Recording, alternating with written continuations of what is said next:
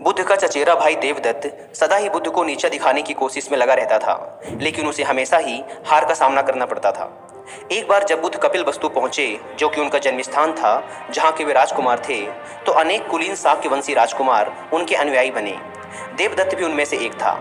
कुछ समय पश्चात देवदत्त ने भी कुछ जादुई शक्तियां प्राप्त की और एक बार उनका प्रदर्शन मगध के भावी सम्राट अजातशत्रु के समक्ष किया, जहां वह सम्राट अजातशत्रु के सामने एक छोटे से बालक के रूप में प्रकट हुआ, जिसके सिर पर सांपों की पगड़ी बंधी हुई थी। तभी से वह सम्राट अजातशत्रु का चहेता बन गया था। वह सम्राट उसे आदर की दृष्टि से देखते थे। कुछ दिनों बाद जब देवदत्त मगध से लौटकर बौद्ध संघ में वापस आया, तो उसने स्वयं को बुद्ध से श्रेष्ठ घोषित कर दिया और संघ का लीडर बन उसका नेतृत्व करना चाहा।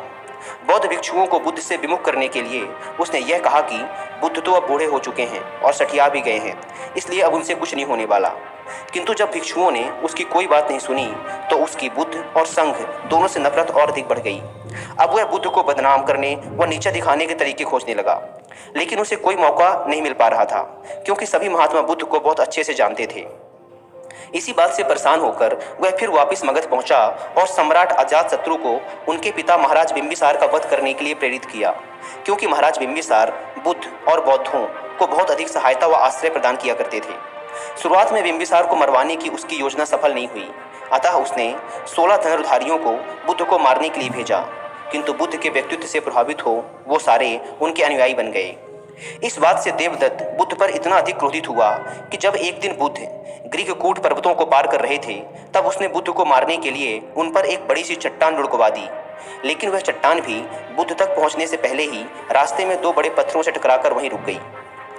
इस घटना के बाद तो देवदत्त के क्रोध की सीमा ही न रही। वह बुद्ध को नीचा दिखाने के लिए इतना उतावला हो गया कि उसने एक दिन मगध राज्य के अस्तबल में जाकर एक विशाल हाथी नीलगिरी को शराब पिलाकर बुद्ध के आगमन के मार्ग में छोड़ दिया। शराब के नशे में चूर वह विशालकाय हाथी सड़क पर तबाही मचाता हुआ जा रहा था। जो भी उसके सामने आता वह उसे कुचल देता, सामानों को तोड़ देता। नीलगिरी के आने से सड़कों पर खलबली मच गई और लोग यहाँ वहाँ भागने लगे। तभी बुद्ध भी वहाँ आ पहुँचे। ठीक उसी समय एक घबराई महिला अपने बच्चे को हाथी के सामने ही छोड़ भाग खड़ी हुई।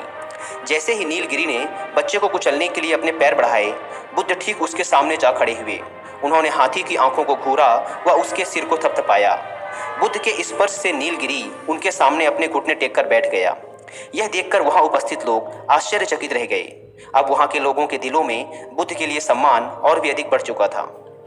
नीलगिरी हाथी की इस घटना के बाद देवदत्त को पूरे मगध राज्य में बदनामी का सामना करना पड़ा। लोगों ने देवदत्त को इतना भला बुरा कहा व उसका इतना मजाक उड़ाया कि देवदत्त को तत्काल ही नगर छोड़कर भागना पड़ा। तो दोस्तों, इस कहानी से हमने सीखा कि सत्यमेव जयते, केवल और केवल सत्य की ही विजय होती है।